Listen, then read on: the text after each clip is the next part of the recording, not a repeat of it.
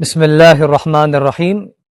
تمام مسلمانوں کا دین ایک ہی ہے، مسلک صرف دین پر عمل کرنے کا ایک مخصوص طریقہ ہے۔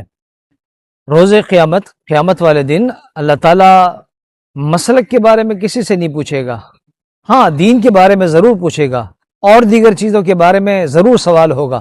مسلک دنیا میں دین پر عمل کرنے کے انتظام کے لحاظ سے ہے، باقی اصل تو دین ہے اور سوال اسی کے بارے میں ہوگا۔ قیامت کے دن اللہ رب العزت پوچھے گا ثم لتسألن یومئذ عن النعیم، نعمتوں کے بارے میں سوال ہوگا کہ اللہ تعالیٰ نے جو نعمتیں دی ہیں، ان السمع والبصر والفؤاد کل اولئک کان عنہ مسئولا، انسان کی سماعت، آنکھیں، ہاتھ، پاؤں، کان، اس کے بارے میں سوال ہوگا، کیسے استعمال کیا، اس کو صحیح استعمال کیا یا غلط استعمال کیا۔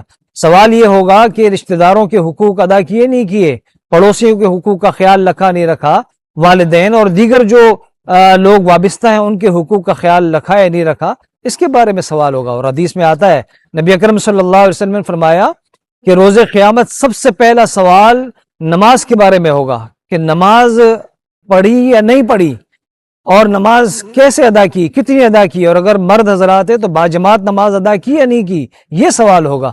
یہ سوال ہرگز نہیں ہوگا کہ جی آپ نے نماز کے اندر ہاتھ کہاں باندھے، آمین زور سے کہی یا آہستہ کہی، رفع دین کیا نہیں کیا، یہ سوالات روز قیامت نہیں ہوں گے۔